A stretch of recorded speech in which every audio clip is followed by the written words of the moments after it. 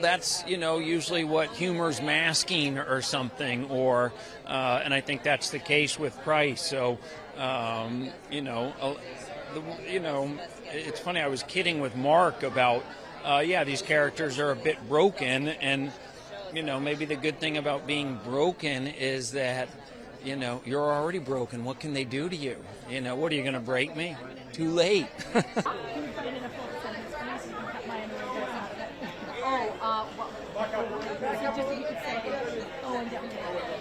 don't know if I'm underestimated. I am surprised that I've ended up doing a lot of funny movies because I had no background in stand-up comedy, and I loved, kind of more serious movies. So I don't know how I ended up doing a lot of, comedies, but my dad, my family's pretty good senses of humor, so maybe that, but I sometimes think there isn't, it's kind of a fine line between something being funny or sad. I think sometimes, seeing what's funny about something, it's also sort of a sensitivity to something. So get into it, and that always kind of,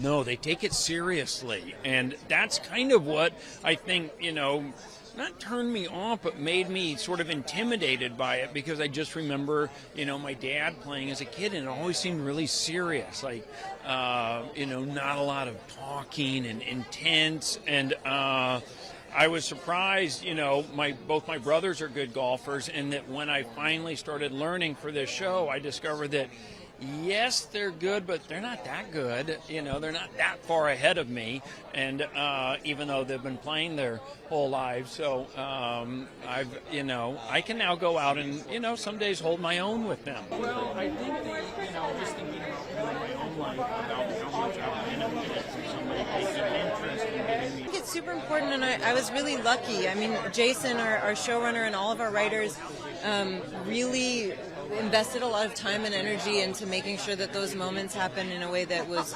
truthful and respectful, and they were super collaborative in all of it.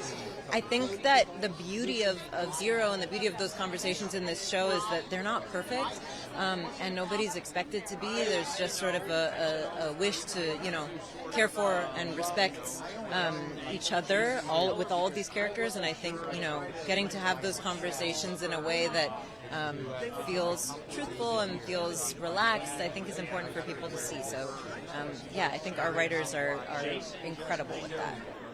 Ugly Betty was the first TV show I loved. Okay, good. You're my guy. You mentioned The Office. The paper, the spin-off is coming out. People are excited.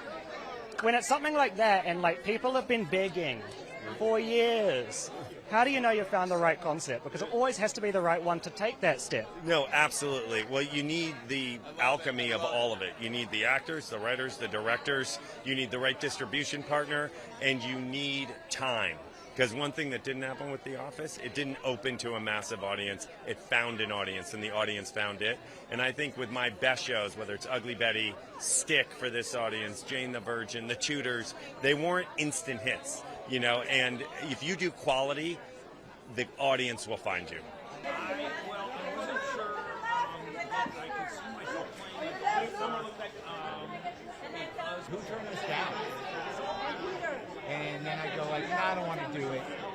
And then they come back and go like,